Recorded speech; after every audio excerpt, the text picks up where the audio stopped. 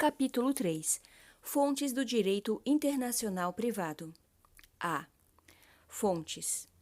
A complexidade dos problemas versados pelo direito internacional privado conduz a uma variedade de fontes produtoras de regras que visam a indicar soluções, umas mais, outras menos eficazes. Essas fontes situam-se no plano interno de cada país, bem como nos planos internacional e regional. Enquanto, no direito internacional público, preponderam as regras produzidas por fontes supranacionais, no direito internacional privado é nítida a preponderância das fontes internas, a lei, a doutrina e a jurisprudência.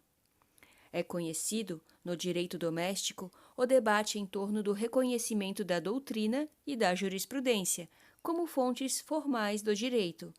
No DIP, Direito Internacional Privado, contudo, há unanimidade na aceitação dessas duas manifestações intelectuais como fontes formadoras de solução dos conflitos, no Brasil e no exterior.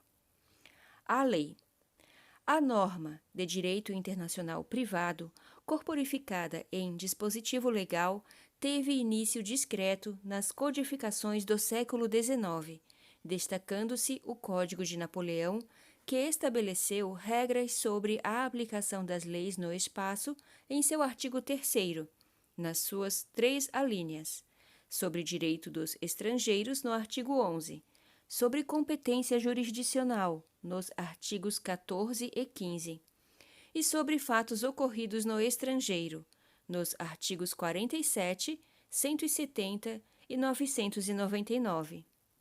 Seguem-se o Código Geral da Áustria, de 1811, contendo vários dispositivos sobre lei aplicável, o Código Civil do Cantão de Zurique, de 1854, o Código Civil do Chile, de 1855, o Código Civil da Itália, de 1865, o Código Civil do Baixo Canadá, de 1866, o Código Civil da Argentina, de 1869, o Código Civil do México, de 1870 e o Código Civil da Espanha, de 1888. Dentre estes códigos, o que reuniu de forma mais sistemática dispositivos de direito internacional privado foi o italiano, de 1865, que concentrou nas disposições sobre as leis em geral 7 artigos referentes especificamente às questões da aplicação da lei no espaço. A evolução da codificação do direito internacional privado no século XIX se completa com o Código Germânico, de 1896, o BGB, que foi precedido por uma lei de introdução, o EGB-GB, e foi promulgado em 1896 e entrou em vigor em 1900. Os 3 principais sistemas europeus de direito internacional privado no regime codificado, o francês, o italiano e o alemão, influenciaram as demais legislações europeias e latino-americanas. Como visto, o legislador francês limitou-se a introduzir alguns dispositivos esparsos em seu Código Civil. Já o italiano e o alemão concentraram as suas regras de direito internacional privado em leis que precederam os seus códigos civis. Estas legislações antigas, França 1804, Alemanha 1896 e Itália 1865, substituída em 1942, produziram um número escasso de regras, deixando considerável margem para a criatividade da doutrina e da jurisprudência. As legislações modernas são extremamente casuísticas, contendo regras muito específicas, que serão analisadas oportunamente. Nos últimos 50 anos, dezenas de países criaram ou reformaram as suas legislações sobre o direito internacional privado. Exemplificativamente, Polônia, 1965, Portugal, 1966 Espanha, 1974. Jordânia, 1976. Áustria, 1978. Hungria, 1979 e 2017. Iêmen do Norte, 1979. Iêmen do Sul, sem data. Burundi, 1980. Togo, 1980. Iugoslávia, 1982. Turquia, 1982. Grécia, 1983. Peru e Sudão, 1984. Paraguai, Emirados Árabes, 1985. China, 1986, com reforma aprovada em 2010. Alemanha, 1986 e 1999. Suíça, 1987. México, 1987. Burkina Faso, 1989. Japão, 1990 e 2006. Rússia, 1991 e 2001. Quebec, 1991. Romênia, 1992. Itália e República Socialista do Vietnã, 1995. Liechtenstein, 1996. Tunísia e Venezuela, 1998. Vietnã, 2000. Bélgica, 2004. China, 2010. România, 2009. Polônia, 2011. Países Baixos, 2011. Argentina, 2014. Nova Zelândia, 2017. O Líbano aprovou um novo Código de Processo Civil, 1983, que alterou algumas normas sobre o processo internacional. Certos países introduziram alterações específicas em aspectos civis e processuais internacionais do divórcio, como a França e os Países Baixos.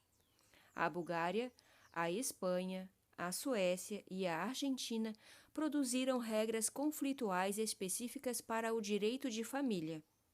A Inglaterra aprovou o Private International Law, de 1995, que fixou novas regras sobre julgamentos e laudos arbitrais condenatórios de valores em moeda estrangeira, a validade de casamentos celebrados sob égide de lei que autoriza a poligamia e regras de conflito de leis em matéria de responsabilidade civil.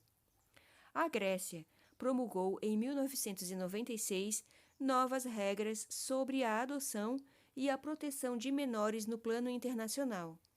Os Países Baixos promulgaram em 2004 uma lei de direito internacional privado específica para o partenariat. Portugal aprovou em 2013 novo Código de Processo Civil. Em 2014, a Argentina promulgou o novo Código Civil e Comercial, que, em seu livro 6, título 4, contém regras sobre lei aplicável à jurisdição. Artigos 2.594 a 2.671. O Brasil seguiu o exemplo germânico, compondo uma introdução ao Código Civil em 1916, substituída em 1942 pela Lei de Introdução, que é o Decreto-Lei 4657 de 4 de setembro, ambas contendo normas de direito intertemporal e de direito internacional privado. Nossa lei introdutória recebe classificação especial considerada lei reguladora das demais leis. Em voto proferido pelo ministro Luiz Gallotti, no julgamento do governador Muniz Falcão contra a Assembleia Legislativa do Estado de Alagoas, rumoroso caso político em que o Legislativo Estadual pretendia afastar o governador, lê-se o seguinte: lei de introdução que, ao contrário do que à primeira vista se poderia supor, tem como lembra-venze citado por Spínola, Serpa Lopes e Carvalho Santos um alcance vasto. Não se cinge ao Código Civil, a despeito de vir a ele anexado, mas protrai seus efeitos a todos os códigos e a todas as disposições legislativas, seja qual for a natureza pública ou privada. Esta concepção da Lendbe é aceita pacificamente pela doutrina brasileira e assim tem sido aplicada pela jurisprudência de nossos tribunais durante as 7 décadas que transcorreram desde a sua promulgação. Eis que em 30 de dezembro de 2010 foi aprovada a Lei nº 12.376, alterando a ementa do Decreto-Lei 4.657. São os seguintes os termos desta lei. O Presidente da República, faço saber que o Congresso Nacional decreta e eu sanciono a seguinte lei. Artigo 1º. Esta lei altera a ementa do Decreto-Lei nº 4.657, de 4 de setembro de 1942, ampliando o seu campo de aplicação. Artigo 2º. A ementa do Decreto-Lei nº 4.657, de 4 de setembro de 1942, passa a vigorar com a seguinte redação. Lei de Introdução às Normas do Direito Brasileiro. Artigo 3º. Esta lei entra em vigor na data de sua publicação. Brasília, 30 de dezembro de 2010. Esta é não somente uma lei desnecessária, como desrespeitosa da ciência jurídica nacional. Eis que desde a promulgação da Lei de Introdução, foi ela sempre entendida e aplicada a todo o sistema jurídico nacional, revelando o legislador de 2010 total desconhecimento da doutrina dos juristas e da jurisprudência dos tribunais ao longo de 70 anos da vida de nosso país, que sempre aplicaram o disposto no Decreto-Lei de 1942 a todas as áreas do direito brasileiro, considerando-a uma lei sobre as demais leis, classificada na literatura nacional como um sobredireito, como, aliás, o direito internacional privado é entendido no mundo todo. A Lei de Introdução brasileira é uma das mais antigas, se não a mais antiga lei do direito internacional privado no mundo moderno. Ela precisa ser substituída enormemente agora que já temos um novo Código Civil. Vários projetos foram apresentados no Congresso, sem maiores consequências até o presente momento. O Uruguai também tem projetos para novas leis de direito internacional privado e no México há um trabalho visando a formular projeto para esta finalidade. Por outro lado, o processo civil internacional brasileiro sofreu importante modificação com a promulgação do Código de Processo Civil de 2015. A doutrina. Em nenhum campo do direito a doutrina tem tanta desenvoltura como no direito internacional privado, em razão da parcimônia do legislador. Como escrevem autores franceses, a doutrina interpreta as decisões judiciais em matéria de direito internacional privado e, com base nas mesmas, elabora os princípios da matéria.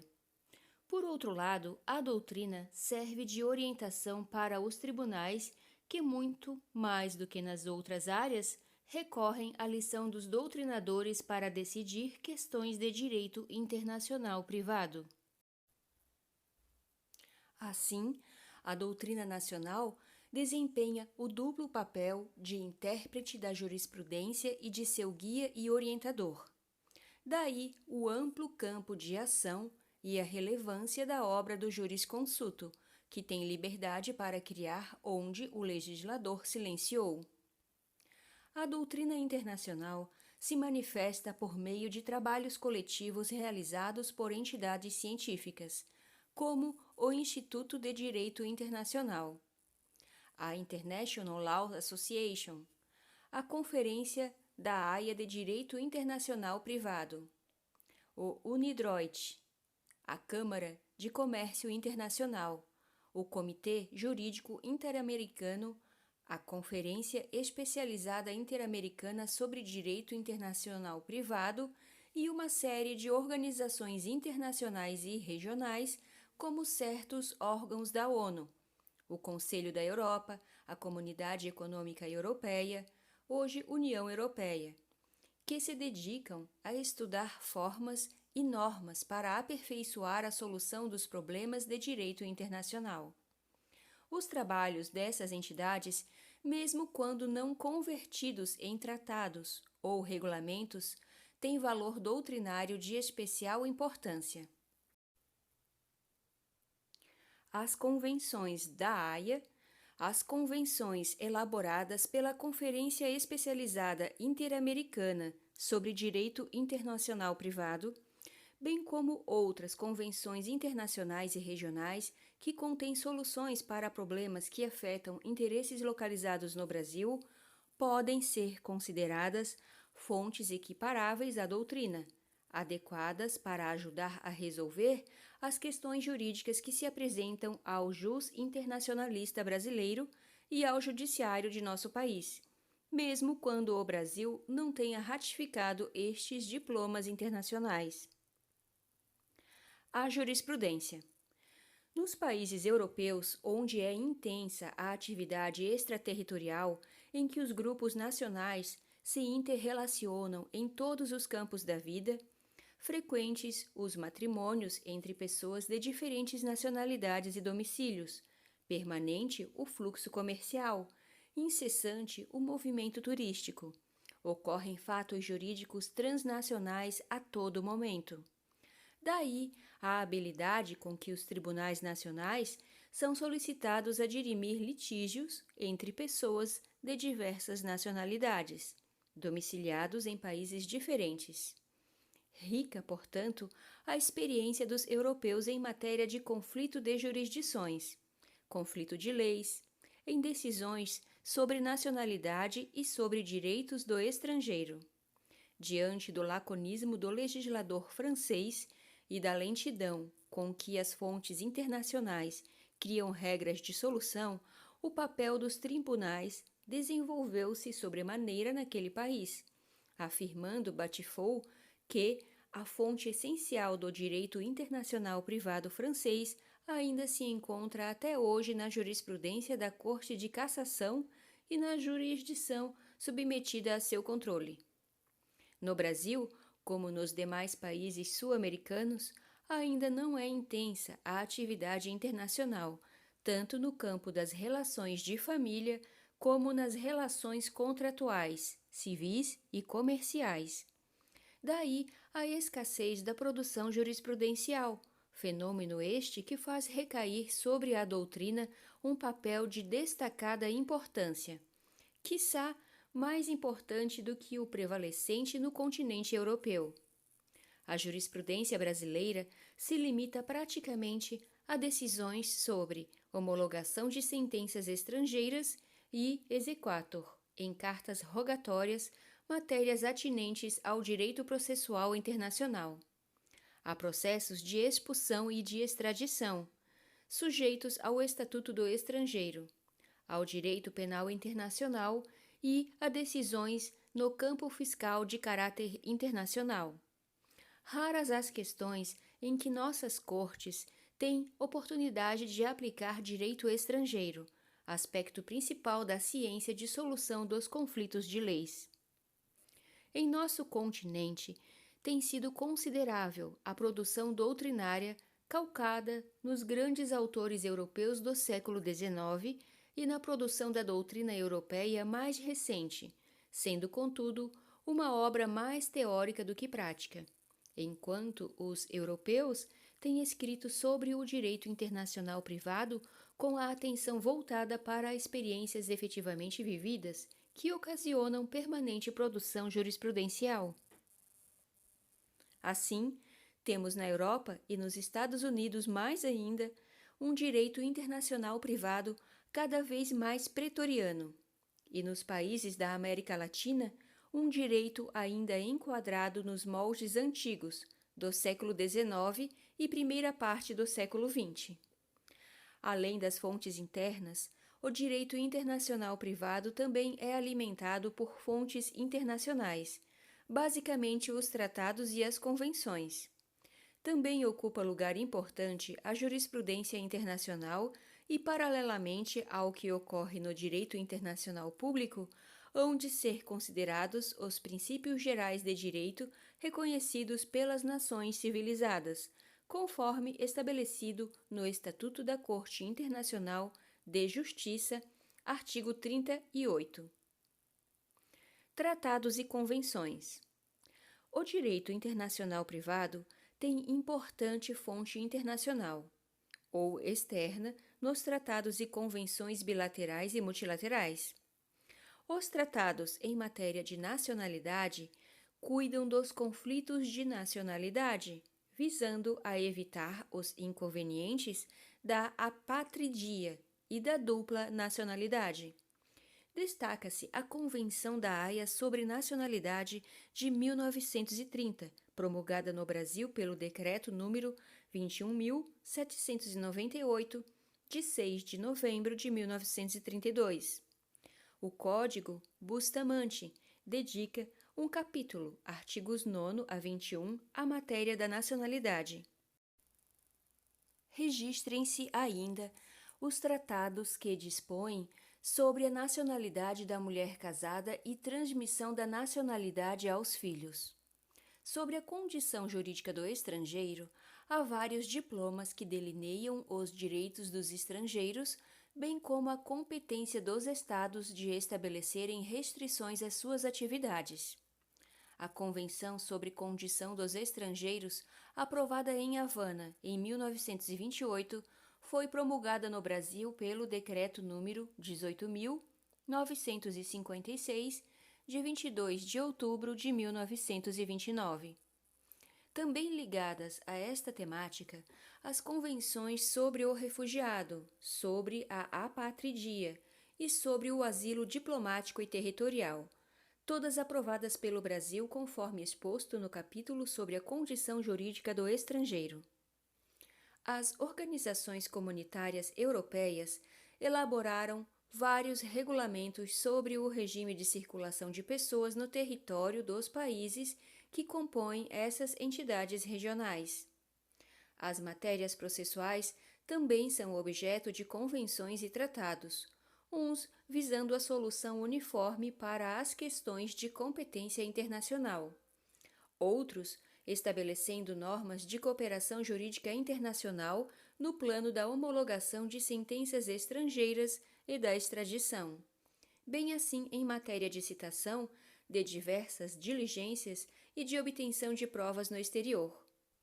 No âmbito europeu, destaca-se a Convenção sobre Competência Judiciária e Efeitos de Julgamentos de 1968, e o Conselho da Europa criou a Convenção Europeia de 1957 sobre extradição. A Conferência Especializada Interamericana sobre Direito Internacional Privado, CIDIP, aprovou várias convenções relativas a cartas rogatórias, homologação de sentenças estrangeiras e outros temas processuais. Também a Conferência da Haia elaborou convenções sobre a matéria. Importante mencionar ainda o grande número de regulamentos em vigor na União Europeia em matéria de processo internacional. Por fim, no âmbito do Mercosul, foram aprovadas convenções em matéria processual. O Brasil aprovou a Convenção da ONU sobre prestação de alimentos no estrangeiro, acordada em Nova York por via do Decreto 56.826, de 2 de setembro de 1965, que formula importante esquema de colaboração judicial internacional. Mais recentemente, sobre a matéria, o país aprovou a Convenção sobre a Cobrança Internacional de Alimentos para Crianças e outros membros da família, por via do Decreto número 9.176, de 19 de outubro de 2017. Em matéria de extradição, o Brasil firmou vários tratados bilaterais e no âmbito do Mercosul. o campo dos conflitos de leis civis e comerciais concentra grande número e a mais importante coleção de diplomas legais internacionais de nossa disciplina, que dividimos em duas categorias. 1. Convenções contendo regras uniformizadas de solução de conflito de leis. O direito internacional privado uniformizado. São os diplomas internacionais que estabelecem regras de conexão indicadoras das leis aplicáveis. Constituem normas paralelas às contidas nos dispositivos legais internos. Estas, como aquelas, fixando normas sobre a escolha das leis aplicáveis em hipóteses de conflitos entre dois ou mais sistemas jurídicos eventualmente aplicáveis. Na Europa, destacam-se as Convenções da Haia, que estabelecem soluções para conflitos de leis nos mais variados campos do direito civil e do direito comercial. As Convenções da União Escandinava, dos países do Benelux. As Convenções de Genebra para a solução de conflitos de leis em matéria cambiária. As várias convenções sobre reconhecimento recíproco de sociedades, bem como a Convenção de Roma de 1980, aprovada pela Comunidade Econômica da Europa, dispondo sobre a lei aplicável às obrigações contratuais, hoje substituída pelo Regulamento 593/2008. A interação do moderno direito europeu se manifesta nas recentes leis internas sobre o direito internacional privado, ao regularem determinados aspectos da matéria na exata conformidade das convenções regionais de direito internacional privado. Isso ocorre com as novas leis da Alemanha, da Suíça e da Itália. Essa faz menção expressa às 5 convenções europeias de direito internacional privado. No continente americano, temos o Tratado de Lima, de 1878, os Tratados de Montevidéu, de 1889 e 1939 e 1940, o Código Bustamante, de 1928, as Convenções Interamericanas da CIDIP, aprovadas no Panamá, 1975, Montevidéu, 1979, La Paz, 1983, Montevidéu, 1989, México, 1994 e Washington, 2002. Em 2009, a CIDIP reuniu-se, mas não aprovou nenhuma convenção. Todas essas convenções e regulamentos europeus constituem o direito internacional privado uniformizado. 2. Convenções que aprovam lei uniforme para atividades de caráter internacional, como as convenções sobre transporte marítimo e aéreo e sobre a compra e venda internacional, entre muitas outras, constituindo o direito internacional uniformizado. Já foi referido acima o Estatuto da Corte Internacional da Justiça, que em seu artigo 38 enumera as fontes de direito que deverão ser aplicadas pelo tribunal em dispositivo que repercute em todos os âmbitos do direito internacional, inclusive da solução dos conflitos de leis. Estas fontes são: 1. As convenções internacionais. 2. O costume internacional. 3. Os princípios gerais do direito reconhecidos pelas nações civilizadas. 4. As decisões judiciais e a doutrina dos juristas mais qualificados dos diferentes estados nacionais. Roteiro para internalização dos tratados no direito brasileiro. No Brasil, o processo de elaboração e de incorporação dos tratados internacionais ao direito interno cumpre o seguinte roteiro: 1. Negociação entre as partes e assinatura do texto final. Incumbe privativamente ao Presidente da República manter relações com estados estrangeiros.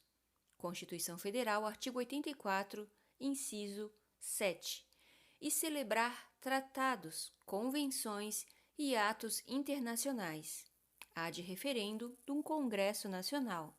Constituição Federal, artigo 84, inciso 8. Nessa atribuição de chefe de Estado, presidente pode nomear plenipotenciários para assinar tratados em seu nome. Segundo, aprovação pelo Congresso Nacional. Constituição Federal, artigo 49, inciso 1. Essa fase se inicia com uma mensagem do Presidente da República. O Congresso Nacional delibera por maioria dos presentes, sendo que Câmara e Senado votam separadamente. O Congresso não pode emendar ou alterar o texto do tratado, cabendo-lhe apenas o papel de aprová-lo ou não. A aprovação do Congresso é divulgada com a publicação de um decreto legislativo promulgado pelo seu presidente. 3. A terceira etapa pode tomar duas formas distintas. A ratificação. Ato do chefe do Executivo no plano externo. Ocorre somente quando o Brasil assina o texto original do tratado. Se este for bilateral, ratifica-se pela via da troca de notas. Se multilateral, pelo depósito do instrumento de ratificação perante a organização internacional que tenha patrocinado a elaboração do acordo. Nos pactos bilaterais não cabem reservas, pois estas consubstanciariam um novo tratado. Nos multilaterais, salvo regra expressa em seu próprio texto, o presidente da República pode apor reservas para as quais se requer apenas a ciência, não a anuência das outras partes. Ou B, que seria a adesão, ocorre quando o Brasil, sem ter firmado um tratado, quer posteriormente ser parte dele. Os efeitos internacionais da adesão equivalem aos da ratificação. 4. Promulgação e publicação. São atos que visam a publicidade no plano interno. O chefe do Executivo promulga e faz publicar um decreto em que se divulga o texto integral do pacto, sendo esta uma praxe existente desde o tempo do Império, em que pese a inexistência de disposição legal neste sentido específica para os tratados. Antes da promulgação, um tratado internacional não produz efeitos no plano interno. A forma própria de revogação de tratado é a denúncia, que produz efeito geralmente após um ano. Conforme a doutrina tradicional, cuida-se de ato exclusivo do Presidente da República, sendo desnecessária a manifestação do Legislativo. Há, todavia, quem sustente que, como são necessárias as vontades do Executivo e do Legislativo para a sua aprovação, para a denúncia também deveria ser necessária a manifestação de ambos. A Convenção não ratificada como fonte de direito. As convenções de direito internacional privado, como acontece com os tratados e as convenções em geral, levam anos em seu processo de discussão, formulação, redação final e aprovação, ficando na dependência de ratificação-adesão por um determinado número mínimo de países, sendo que parte considerável dos diplomas internacionais que foram elaborados e aprovados após a Segunda Guerra Mundial ainda não entrou em vigor, tanto no continente europeu como no americano, por falta de número mínimo de ratificações e adesões. Observe-se, contudo, que a assinatura de um tratado pelos delegados dos países participantes de uma conferência internacional ocorre após demorados estudos e negociações entre os estados interessados. A ratificação-adesão pelos órgãos competentes de cada estado, por conta de sua não aprovação pelo Poder Legislativo, decorre, muitas vezes, de problemas que não refletem discordância dos especialistas com o texto do acordo. Daí a importância que deve ser atribuída às convenções assinadas, mesmo quando não promulgadas pelos governos, e mais ainda, aquelas que já promulgadas ainda não entraram em vigor por falta de quórum de países ratificadores.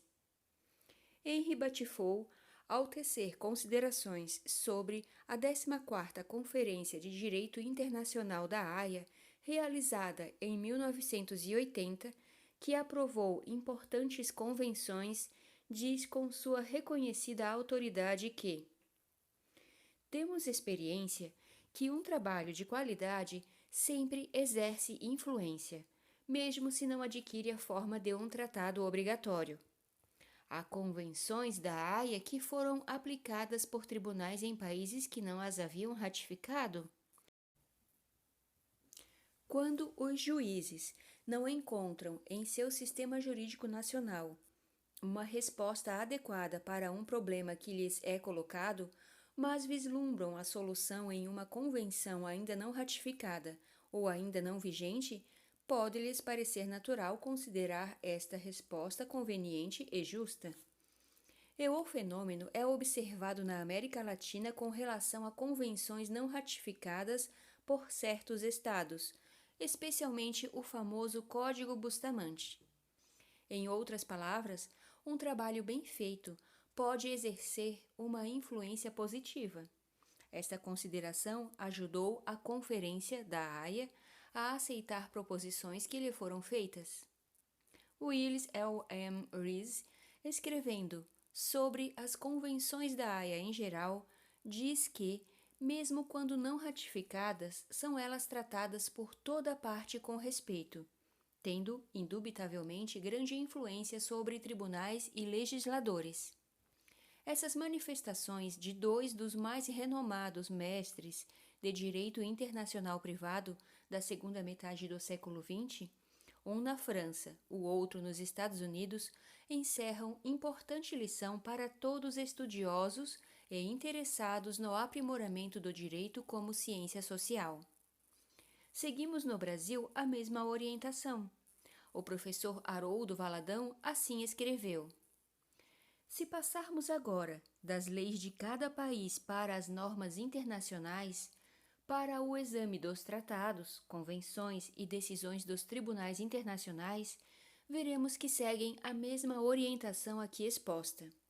São fontes do mais alto valor e que, mesmo quando não constituam direito positivo para a espécie, podem e devem ser invocadas como manifestações da ciência jurídica universal. O embaixador Geraldo Eulálio do Nascimento e Silva estudou a questão das convenções não ratificadas como fontes do direito internacional, concluindo que as mesmas evidenciam um costume internacional, integrando-se assim no direito internacional costumeiro, tese para a qual trouxe o aporte de várias autoridades internacionais e principalmente da Corte Internacional de Justiça. Destacamos, do estudo do embaixador e jus internacionalista brasileiro, uma importante consideração. Segue. Uma convenção não ratificada ganhará em autoridade como direito internacional na medida em que for aprovada por uma grande maioria e receba ratificações de um número grande e representativo de estados. A contrário senso, esta convenção perderá força se um longo período de tempo transcorrer e um número muito reduzido de estados a ratifica ou a ela adere. A importância de uma convenção geral não ratificada também será incrementada pela prática internacional, especialmente se a Corte Internacional de Justiça tiver tomado em consideração uma prática baseada nas disposições da Convenção. Continuando, os tribunais holandeses aplicaram a Convenção de Roma de 1980 sobre a lei aplicável às obrigações contratuais quando ela ainda não fora ratificada por seu país, atitude que foi aprovada pela Corte Suprema. Tratado de Lima. O primeiro diploma de caráter internacional versando sobre soluções para conflitos de leis foi criado em Lima, Peru, nos anos 1877 e 1878, em um congresso realizado naquela capital por iniciativa de seu governo e para o qual foram convidados todos os países americanos. A maioria dos convidados não participou do congresso. O tratado foi assinado pela Argentina, Bolívia, Chile, Costa Rica, Peru e Venezuela, mas nenhum deles chegou a ratificá-lo, jamais entrando em vigor. No entanto, este diploma tem relevante valor histórico, pois precedeu a todas as iniciativas de criar fonte internacional de direito internacional privado, em qualquer parte do mundo. Inegável também o seu valor doutrinário. O tratado garante a igualdade dos estrangeiros aos nacionais no que concerne ao gozo dos direitos civis e estabelece o critério da lei da nacionalidade das pessoas para a questão de Estado e de capacidade jurídica. Contém um título dedicado ao direito matrimonial, um título sobre sucessão, um título relativo a questões processuais civis no plano internacional, um título referente a questões processuais criminais e outro sobre execução de sentenças estrangeiras e cartas rogatórias.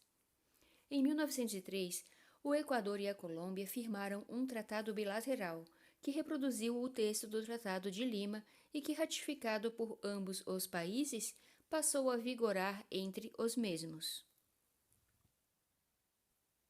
Tratados de Montevideo. Em 1889, realizou-se em Montevideo um congresso que reuniu vários sul-americanos, no qual foram aprovados 8 tratados, a saber: 1. Direito Civil Internacional. 2. Direito Penal Internacional. 3. Direito Comercial Internacional. 4. Direito Processual Internacional. 5. Propriedade literária e artística. 6. Marcas de comércio e de fábrica. 7. Patentes e invenções. 8. Convenção sobre o exercício das profissões liberais. Esses tratados foram ratificados pela Argentina, Bolívia, Paraguai, Peru e Uruguai. A Colômbia aderiu aos tratados de direito civil, comercial e profissões liberais, e o Equador só aderiu a este último. O tratado de maior aceitação foi o da propriedade literária e artística, ao qual aderiram vários países europeus, como Alemanha, Áustria, Bélgica, Espanha, França, Hungria e Itália. Nenhum dos tratados foi aprovado pelo Brasil. A maior objeção brasileira ao principal dos tratados, o de direito civil, foi a de que este adotara o critério do domicílio, quando no Brasil vigia o princípio da nacionalidade para decidir questões de Estado e capacidade no plano dos conflitos de leis. ICC 1916, artigo 8º. 50 anos depois, em 1939 e 1940, novamente em Montevideo, a obra de 1889 foi modernizada, sendo aprovados os seguintes tratados: 1. Tratado de Direito Civil Internacional. 2. Tratado de Direito Comercial Terrestre Internacional. 3. Tratado de Direito Processual Internacional. 4. Tratado de Direito da Navegação Comercial Internacional. 5. Tratado de Direito Penal Internacional. 6. Convenção sobre Exercício das Profissões Liberais. 7. Tratado da Propriedade Intelectual. 8. Tratado sobre Asilo e Refúgio Político. Manteve-se nesta ocasião o sistema do domicílio, e o Brasil, que continuava sob o regime da nacionalidade, deixou de assinar o Tratado de Direito Civil, firmando alguns dos outros tratados, mas nenhum chegou a ser ratificado por nosso país. Com a aprovação da LINDB de 1942, pela qual passamos da lei da nacionalidade para a lei do domicílio, o governo brasileiro cogitou de aderir ao Tratado de Direito Civil Internacional. O professor Haroldo Valadão ofereceu parecer como consultor-geral da República, em que demonstrou as inúmeras variações entre as normas contidas no tratado e o que fora legislado pelo Brasil na nova lei de introdução, como a capacidade para contrair casamento, a filiação, o regime de bens, o divórcio, a ausência, as sucessões, os bens e a substância e efeitos dos contratos. Em suma, praticamente todas as questões específicas regidas pelo direito internacional privado receberam tratamento diferenciado nos dois instrumentos, opinando contrariamente à adesão, e assim o Brasil não se integrou no sistema de Montevidéu. Código Bustamante. Em 1889, ano em que foram aprovados os Tratados de Montevidéu, reuniam-se em Washington delegados dos países americanos, dando início a uma série de conferências pan-americanas que resultaram na aprovação em 1928, em Santiago de Cuba, do Código de Direito Internacional Privado, projetado pelo jurista cubano Antônio Sanches e Bustamante, que foi ratificado pelo Brasil, Bolívia, Chile, Costa Rica, Cuba, República Dominicana, Equador, Guatemala, Haiti, Honduras, Nicarágua, Panamá, Peru, Salvador e Venezuela. Presentes à conferência, deixaram de aprovar o Código Argentina, Colômbia, Estados Unidos, México, Paraguai e Uruguai. Argentina, Colômbia, Paraguai e Uruguai preferiram ficar ligados apenas pelos Tratados de Montevidéu.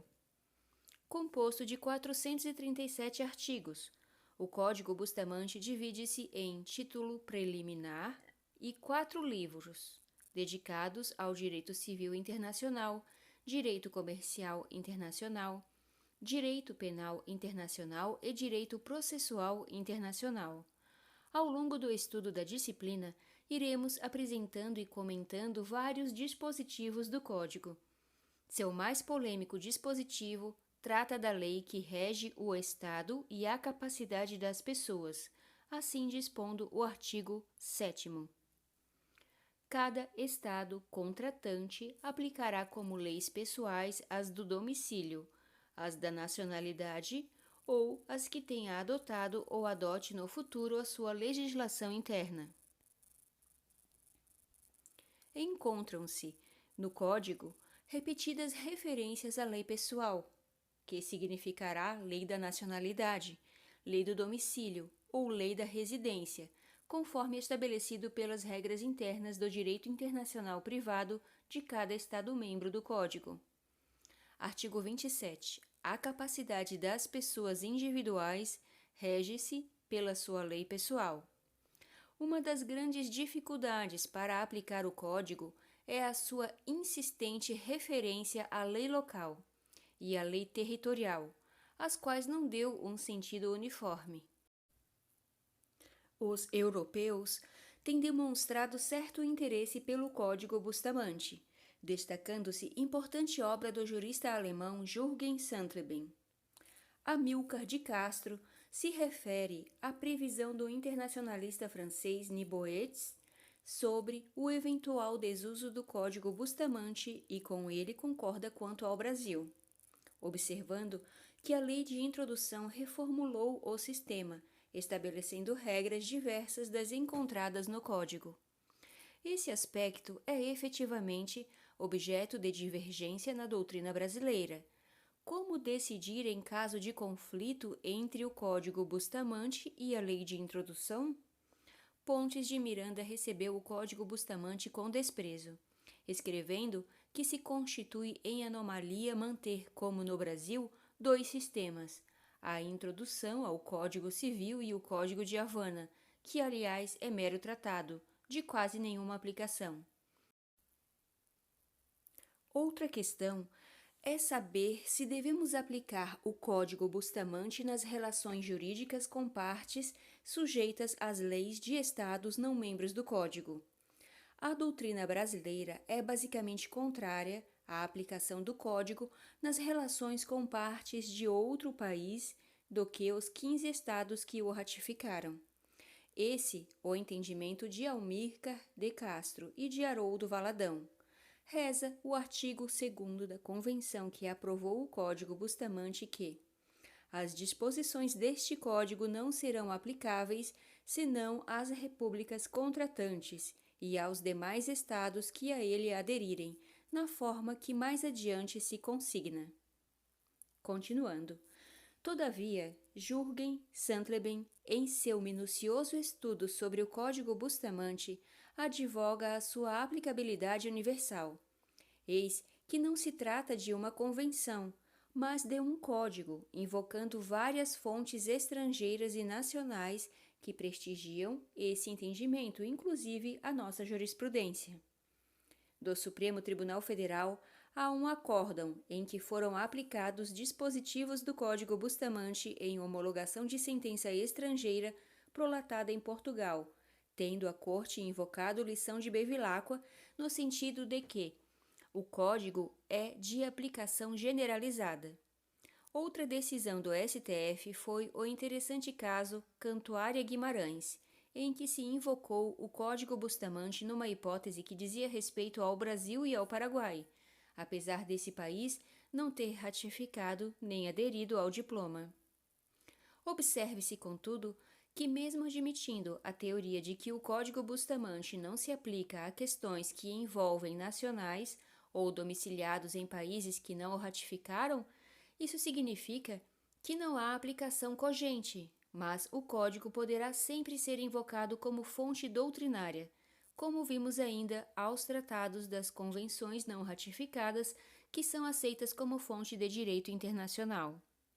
A convenção não ratificada é seguramente tão importante quanto o trabalho de um jurista isolado em seu gabinete.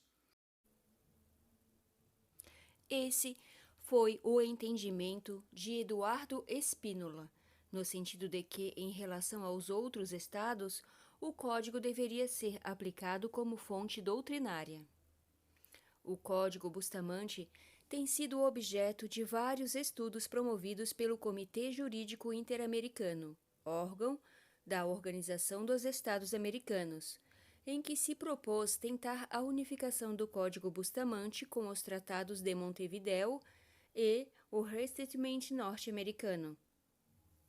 Em 1952, o Comitê Jurídico Interamericano concluiu que a mais importante alteração que se deve introduzir no Código Bustamante é substituir a regra contida em seu artigo 7º, que não se definiu pela lei da nacionalidade ou do domicílio, sugerindo que o mesmo fosse substituído pelas regras enunciadas no Tratado de Direito Civil de Montevideo, nos seus artigos 1º e 2º, que seriam consolidados em um só artigo com a seguinte redação: a existência, o estado e a capacidade das pessoas físicas se regem pela lei de seu domicílio. Não se reconhecerá incapacidade de natureza penal, nem tampouco por motivos de religião, raça, nacionalidade ou opinião. A mudança de domicílio não restringe a capacidade adquirida. Continuando. Um dos principais argumentos apresentados em favor da fixação da regra do domicílio é a de que o Brasil, que em 1928, quando aprovado o Código, ainda se mantinha fiel ao princípio da nacionalidade, alterou a sua posição, tendo aderido em 1942 à posição da maioria absoluta dos países americanos, de determinar o Estado e a capacidade das pessoas pela lei de seu domicílio.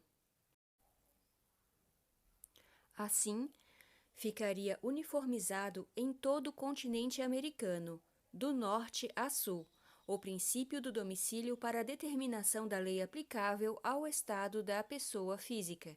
Eis que nos Estados Unidos também se aplica a lei domiciliar para o status pessoal.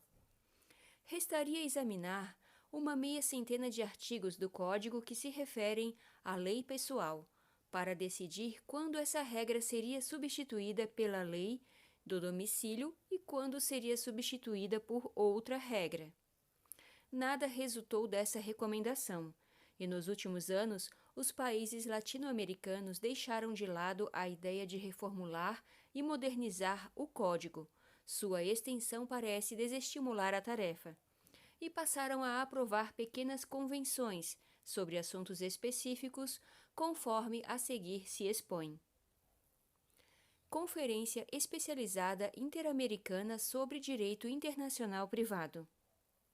Em 1975, no Panamá, em 1979, em Montevidéu, em 1984, em La Paz, em 1989, novamente em Montevidéu, em 1994, no México, e, em 2002, em Washington, realizaram-se a primeira, a segunda, a terceira, a quarta, a quinta e a sexta conferências especializadas interamericanas sobre direito internacional privado, patrocinadas pela Organização dos Estados Americanos, tendo sido aprovadas inúmeras convenções específicas relativas a diversas matérias de direito internacional privado, como letras de câmbio, notas promissórias e faturas, cheques,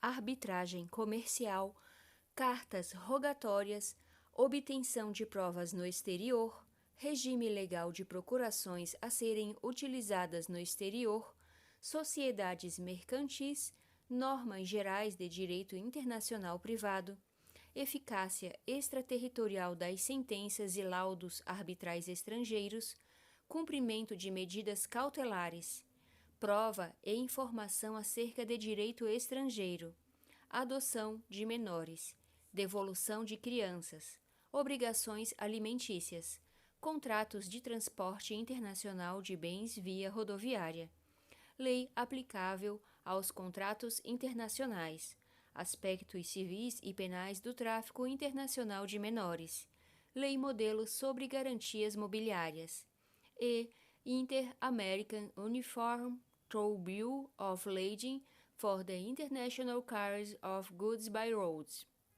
Assim, abandonou-se o projeto de reforma do Código Bustamante, criando-se uma série de convenções restritas a matérias específicas, as quais, na medida em que passam a vigorar em número substancial de países da América Latina, vão substituindo as correspondentes disposições do Código. Como bem diz Valadão, os tratados de Montevidéu e o Código Bustamante abarcaram muito. Desejaram uniformizar de forma completa e total o direito internacional privado, com uma orientação sistemática e rígida, o que constitui uma utopia equivalente à de um direito civil único para todos os Estados. As convenções produzidas pela Conferência Especializada Interamericana sobre Direito Internacional Privado têm sido aprovadas por considerável número de países americanos. O Brasil, que passou 19 anos sem ratificar sequer uma das convenções da CIDIP, finalmente modificou a sua atitude, e atualmente contamos com 13 convenções e um protocolo ratificados e em vigor.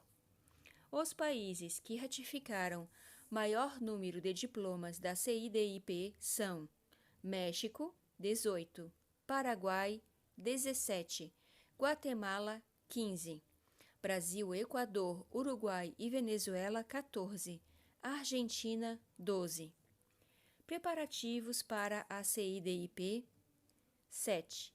Vêm sendo feitos há anos, incluindo vários temas para a sua agenda, mas ainda não há data nem local fixados para a sua realização quanto a todos os temas previstos. Realizou-se, em 2009, reunião parcial, na qual aprovou-se somente o regulamento para registro de que trata a Lei Modelo sobre Garantias Mobiliárias, aprovado em 2002. Lamentavelmente, não há interação entre os países das Américas, sendo desconhecido o índice de aplicação das convenções pelos respectivos judiciários. Mercosul. No âmbito do Mercosul, há número considerável de convenções em vigor, notadamente em matéria processual. Entre os tratados que cuidam de matérias afetas ao direito internacional privado, destacam-se o Protocolo de Cooperação e Assistência Jurisdicional em Matéria Civil, Comercial, Trabalhista e Administrativa, Protocolo de las Lénias. Protocolo de Buenos Aires sobre Jurisdição Internacional em Matéria Contratual. Protocolo de Medidas Cautelares, que é o Protocolo de Ouro Preto. O Acordo sobre Arbitragem Comercial Internacional. Também o Acordo de Extradição entre os Estados-partes do Mercosul. E Protocolo de Santa Luz sobre matéria de responsabilidade civil emergente de acidentes de trânsito. Restatement of the Law of Conflicts of Laws. Nos Estados Unidos, a vasta experiência judicial das Cortes Federais e Estaduais em matéria de conflitos interestaduais foi consolidada numa obra realizada pelo American Law Institute, que produziu o Restatement of the Law of Conflicts of Laws, a exemplo do que fez para os outros ramos do direito. Essa obra não tem força de lei, mas tem mais peso do que uma produção doutrinária. Trata-se de uma consolidação, um ordenamento dos princípios e regras decorrentes de uma longa experiência jurisprudencial e doutrinária em função dos conflitos do direito dos diferentes estados americanos. A primeira consolidação americana do direito internacional privado foi elaborada em 1934, ante o desenvolvimento das decisões dos seus tribunais e as novas teorias propostas pelos grandes mestres americanos da disciplina. O Instituto consolidou o novo Restatement, publicado em 1972 sob a denominação Restatement Second. As Convenções da Haia. A Haia, sede das Conferências de Paz, da Corte Internacional de Arbitragem, da Corte Internacional de Justiça, da Academia de Direito Internacional e, mais recentemente, do Tribunal Penal para a ex-Iugoslávia e do Tribunal Penal Internacional, tem sido nos últimos 100 anos o principal centro de estudos, elaboração e aplicação de normas de direito internacional privado. Inspirado por Tobias Michel Hauhasser, o grande jus internacionalista holandês, os Países Baixos enviaram em 1892 um convite aos países europeus para participar de uma conferência na Haia, a fim de elaborar estudos em torno da codificação de direito internacional privado. A conferência realizou-se em 1893 com a participação de delegações de 13 estados europeus, e a partir dessa reunião, a Haia passou a ser a sede da Conferência de Direito Internacional Privado. A segunda conferência se deu no ano seguinte, em 1894, aprovando uma convenção sobre processo civil. A terceira conferência, realizada em 1900, aprovou 3 convenções relativas ao casamento, divórcio e separação de corpos e tutela de menores. Em 1904, teve lugar a quarta conferência, que aprovou várias convenções sobre o direito de família, direito das sucessões e uma nova convenção sobre processo civil. Interrompeu-se a atividade da conferência até 1925, quando se realizou a quinta conferência, que apreciou alguns projetos de convenção, inclusive sobre falências e execuções de sentenças estrangeiras, mas sem qualquer aprovação. Em 1928, viu realizar-se a sexta conferência, que discutiu vários projetos, mas também nada aprovou. A conferência só voltou a reunir-se em 1951, e novamente em 1956, 60 e 64, respectivamente, sendo a 7ª, 8ª, 9ª e 10ª conferências com aprovação de várias convenções.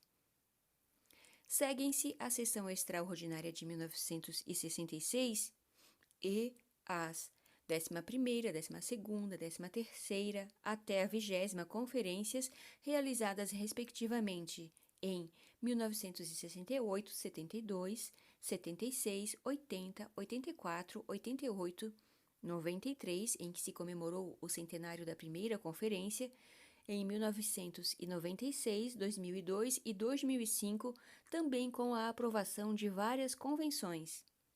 A 21ª conferência realizou-se em 2007. Nesse ano entrou em vigor um novo Estatuto de Conferência que fora adotado na 20ª conferência em 2005 e aprovado em 2006 em substituição ao Estatuto original que vigorava desde 1955. Referido Estatuto original foi assinado em 1951, tendo entrado em vigor em 1955, pelo qual a Conferência foi instituída como organização internacional de caráter permanente com sede na Haia, composta de Estados-membros que aceitem o Estatuto e participem do orçamento do Bureau permanente e das comissões especiais, cabendo à Comissão de Estado holandesa, conselheira do governo deste país, zelar pelo bom funcionamento da conferência e preparar a ordem do dia das conferências, após consultar os países membros. São atualmente membros da conferência 82 países, dos 5 continentes e a União Europeia. Da América são países membros: Argentina, Brasil, Canadá, Chile, Colômbia, Equador, Estados Unidos, México, Panamá, Paraguai, Peru, Suriname, Uruguai e Venezuela.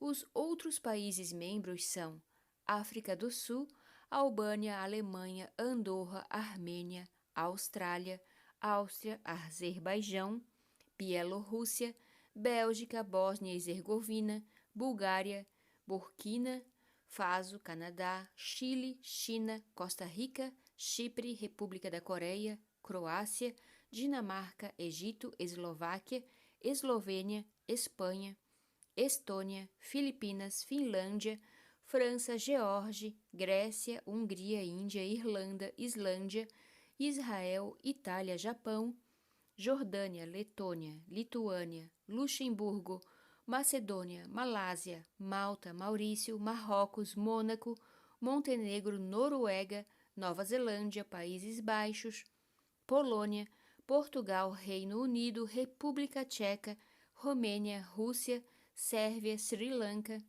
Singapura, Suécia, Suíça, Suriname, Tunísia, Turquia, Ucrânia, Vietnã e Zâmbia.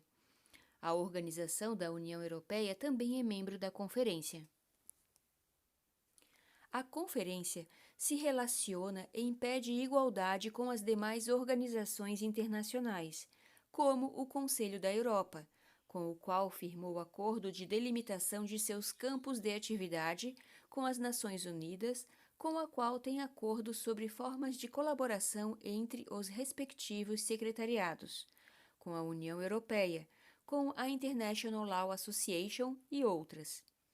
Nas sessões quadrienais, as delegações dos países membros da conferência debatem projetos sobre temas de direito internacional privado, preparados com antecedência e resultantes de permanentes comunicações recíprocas entre o Bureau da Conferência e os países membros. Os anais das reuniões das comissões que antecedem as conferências, bem como dos próprios conclaves definitivos, contém rico material doutrinário relativo aos temas debatidos, assegurando à instituição um caráter de centro científico deste ramo do direito, sendo a Conferência da Haia reconhecida atualmente como o mais importante dos organismos dedicados à modernização do direito internacional privado. Originariamente, em 1893, desejou-se criar uma convenção ampla, cobrindo todos os problemas atinentes aos conflitos de leis, mas a ideia foi abandonada por ser demasiado ambiciosa. A conferência optou por convenções sobre matérias específicas no campo do conflito das leis, conflitos das jurisdições e cooperação judiciária internacional, e tem sido muito bem sucedida com esse sistema de trabalho. De 1951 a 2019, foram aprovados 41 diplomas, entre convenções e protocolos, sobre os mais diversos ramos do direito em sua dimensão internacional, assim classificados: direito de família, obrigações alimentares, proteção de menores, adoção, divórcio e separação de corpos, regimes matrimoniais, celebração e reconhecimento de validade de casamento, sequestro de crianças, proteção de criança e cooperação em matéria de adoção internacional, responsabilidade parental e proteção de crianças e proteção de adultos.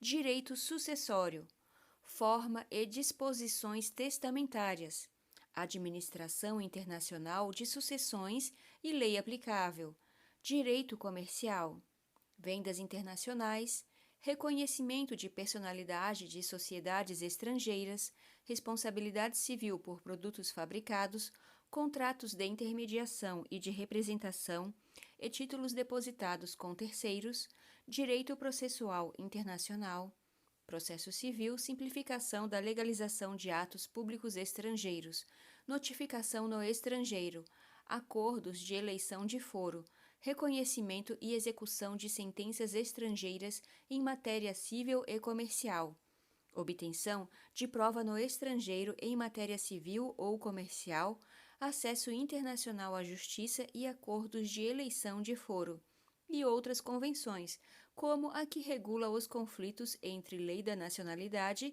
e lei do domicílio, acidentes rodoviários e trustes. Em 2015, foi aprovado o trabalho sobre os princípios sobre escolha de lei em matéria de contratos comerciais internacionais.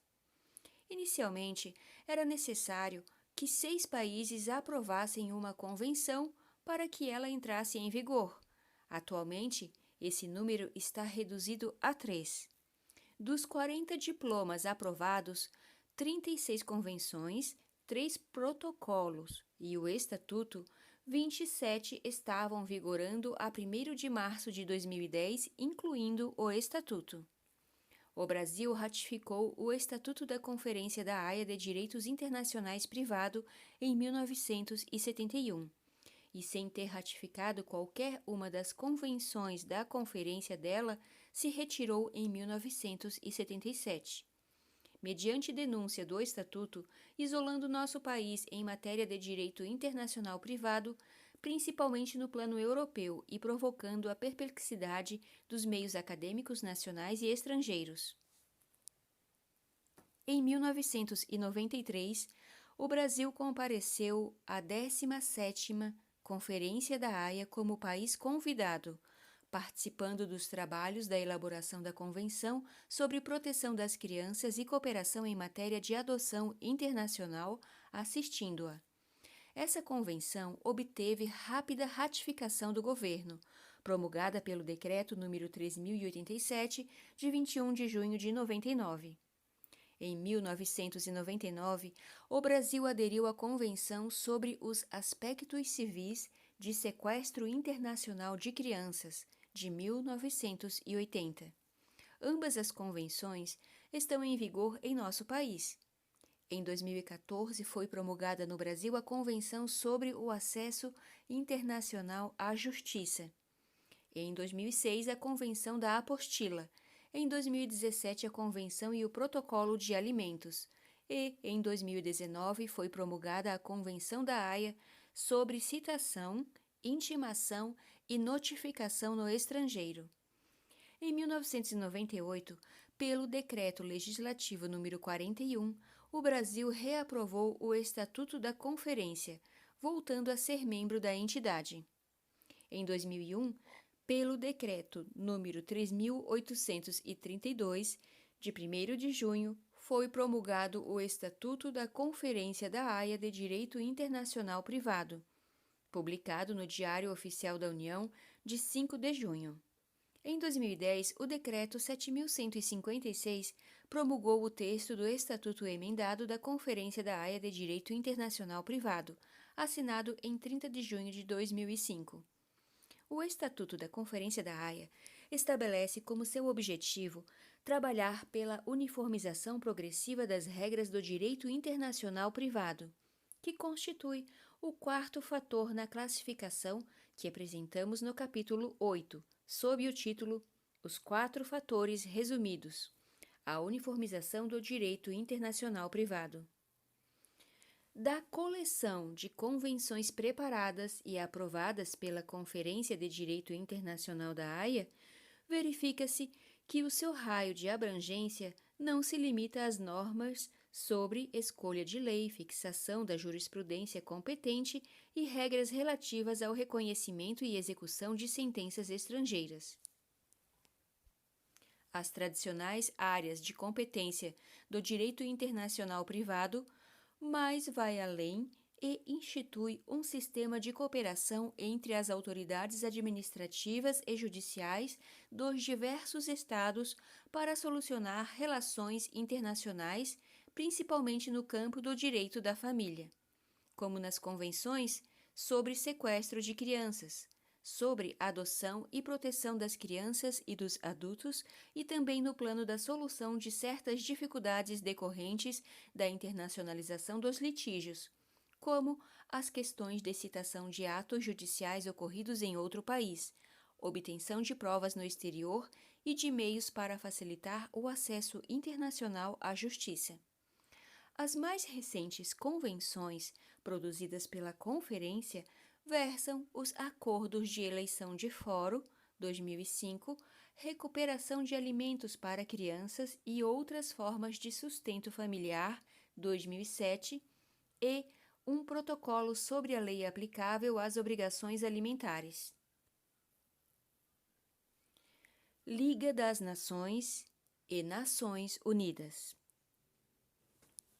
A Liga das Nações, entidade internacional que precedeu a Organização das Nações Unidas, também se dedicou à elaboração de diplomas sobre o direito internacional privado. Em 1923, patrocinou um protocolo relativo a cláusulas de arbitragem, assinado em Genebra, que o Brasil ratificou pelo Decreto número 21.187 de 1932, seguido de uma convenção firmada em Genebra em 1927 sobre reconhecimento e execução de sentenças arbitrais estrangeiras. Em 1930, a Liga organizou na Haia a primeira Conferência para a Codificação do Direito Internacional, que aprovou uma convenção sobre certas questões relativas aos conflitos de nacionalidade e protocolos relativos a obrigações militares em casos de dupla nacionalidade e de apatridia, ratificados pelo Brasil por meio do Decreto número 21.798, de 6 de setembro de 1932. Também em 1930, sob os auspícios da Organização Internacional, foram aprovadas em Genebra 3 convenções sobre letras de câmbio e notas promissórias. Uma adotando lei uniforme, a segunda regulando os conflitos de leis e a terceira sobre o direito de selo.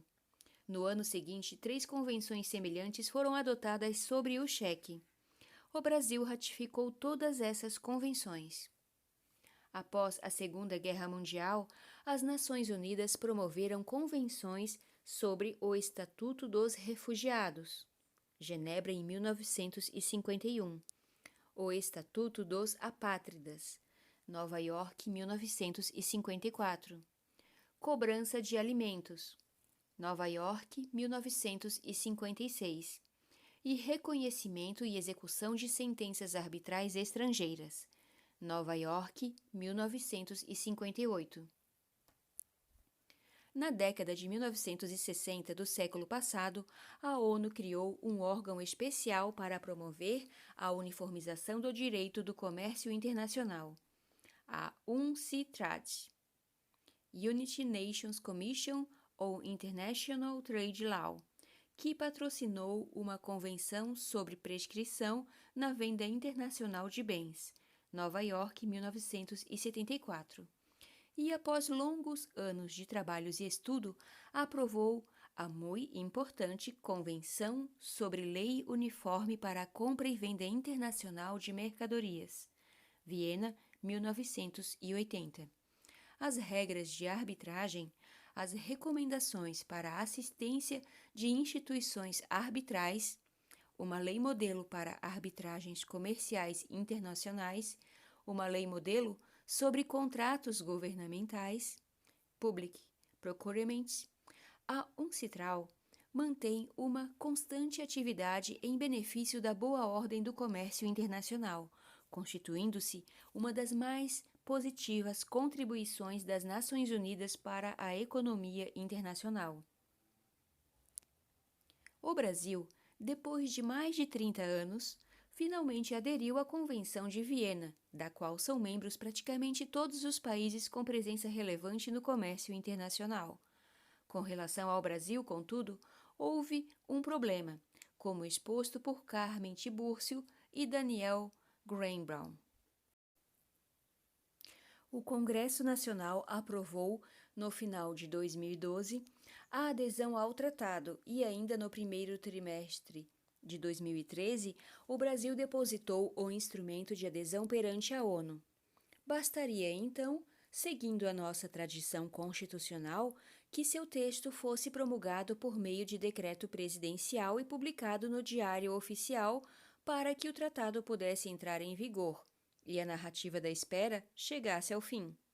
Mas o decreto não veio, e agora o Brasil se encontra na estranha posição de há mais de um ano ter assumido o compromisso internacional de aplicar o tratado a partir de 1º de abril de 2014, mas as suas normas ainda não fazerem parte do direito brasileiro.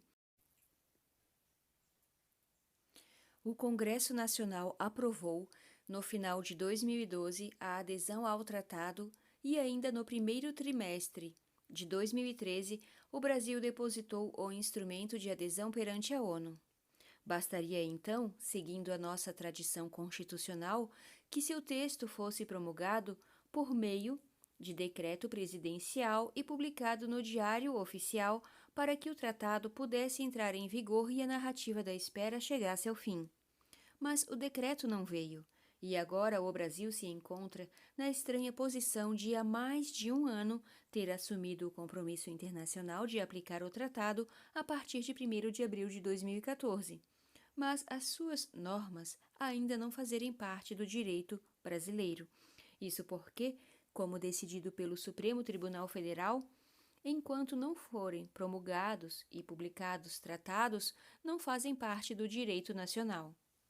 Finalmente, em 16 de outubro de 2014, foi publicado o Decreto número 8.327, que internalizou a Convenção, com atraso de quase 7 meses em relação à sua vigência internacional. O Brasil, depois de mais de 30 anos, finalmente aderiu à Convenção de Viena, da qual são membros praticamente todos os países com presença relevante no comércio internacional. Academia de Direito Internacional. Centro de Altos Estudos de Direito Internacional, Público e Privado, e de Ciências Conexas, dedica-se à Academia de Direito Internacional da Haia ao exame aprofundado das questões referentes às relações jurídicas internacionais. Esse objetivo é atingido por meio de cursos, que têm lugar de junho a agosto de cada ano em sua sede no Palais de la Paz, na Haia, proferidos por professores universitários, homens de Estado e altos funcionários diplomáticos. Os cursos são divididos em 2 períodos de 3 semanas cada um, versando o direito internacional privado, o direito internacional público e o funcionamento e estrutura das organizações internacionais e regionais. As atividades da academia tiveram início em 1923, sendo interrompidas em 1939 pela Segunda Guerra Mundial e reiniciadas em 1949. Prosseguem anualmente sem interrupção. Os cursos são publicados no Recueil des Cours, atualmente com mais de 350 volumes, constituindo essa coleção a maior e melhor fonte de estudo do direito internacional público e privado. A academia estimula o estudo, a pesquisa e a publicação de teses, proporcionando bolsas a candidatos bem qualificados. Outras instituições. O Conselho da Europa, ao qual pertencem Albânia, Alemanha, Andorra, Armênia, Áustria, Azerbaijão, Bélgica, Bósnia e Herzegovina, Bulgária, Chipre, Croácia, Dinamarca, Eslováquia, Eslovênia, Espanha, Estônia, Finlândia, França, Geórgia, Grécia, Hungria, Irlanda, Islândia, Itália, Letônia, Liechtenstein, Lituânia, Luxemburgo, Macedônia, Malta, Moldávia, Montenegro, Noruega, Países Baixos, Polônia, Portugal, Reino Unido, República Tcheca, Romênia, Rússia, San Marino, Sérvia, Suécia, Suíça, Turquia e Ucrânia, aprovou algumas convenções relativas a questões de direito penal internacional e de direito internacional privado, como extradição, assistência mútua na repressão ao crime, propriedade industrial e direitos de estrangeiros. A Comunidade Econômica Europeia, Mercado Comum Europeu, transformada em União Europeia, promoveu várias convenções sobre direito internacional, destacando-se, como já visto anteriormente, a Convenção de Bruxelas de 1968, reformulada pelas Convenções de Lugano e de San Sebastián sobre competência judiciária e efeitos de julgamentos estrangeiros, substituídas pelo Regulamento número 44 de 2001 e, posteriormente, pelo Regulamento número 1215 de 2012, e a Convenção sobre Lei Aplicável às Obrigações Contratuais, Roma, 1980, hoje correspondente ao Regulamento Europeu número 593 de 2008, Roma I. O próximo. A Câmara de Comércio Internacional, com sede em Paris, também contribui para o direito internacional privado, principalmente com regras sobre termos comerciais, Incoterms, International Commercial Terms, as normas que regulam os documentos de crédito e suas regras sobre a arbitragem. O UNIDROIT, criado originalmente em 1926 pela Liga das Nações, funciona atualmente com base em acordo multilateral, contando com 63 estados participantes. Com sede em Roma, dedica-se a estudos comparativos e uniformizadores. O próximo, o Instituto de Direito Internacional, a mais prestigiosa academia jurídica, com 132 membros e associados. Aprova e publica resoluções e projetos que têm inspirado as organizações internacionais e regionais encarregadas de propor novas convenções. A International Law Association, dedicada ao direito internacional público, e direito internacional privado, organiza conferências internacionais de 4 em 4 anos, quando se debatem temas da atualidade, frequentemente trabalhando em colaboração com a Organização Mundial do Comércio. As publicações das apresentações realizadas nessas oportunidades têm contribuído aos estudos de questões de direito internacional.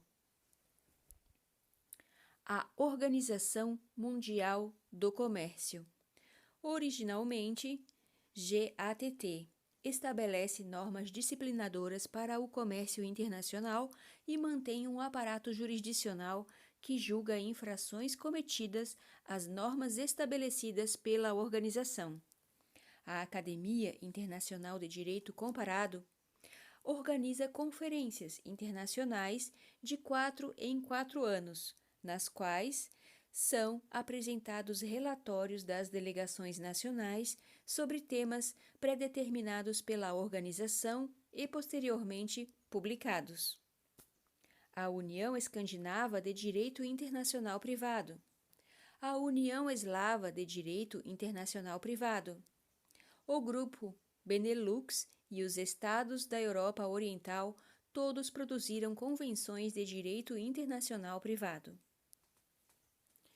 Jurisprudência internacional. Entre as duas grandes guerras mundiais, funcionou na Haia a Corte Permanente de Justiça Internacional, patrocinada pela Liga das Nações, substituída após a Segunda Guerra sob a égide das Nações Unidas pela Corte Internacional de Justiça. Escassa foi a produção jurisprudencial das duas cortes em matéria de direito internacional privado. Em matéria de nacionalidade, a Corte expediu o aviso de 7 de fevereiro de 1923 a respeito do conflito entre a França e a Inglaterra relativo aos decretos franceses sobre a aquisição de sua nacionalidade nos territórios da Tunísia e do Marrocos, tendo reconhecido a validade das disposições francesas. Em 1955, a Corte decidiu o caso Nottebohm, em que não foi reconhecida a nacionalidade por naturalização concedida por Liechtenstein a um cidadão alemão que residia na Guatemala.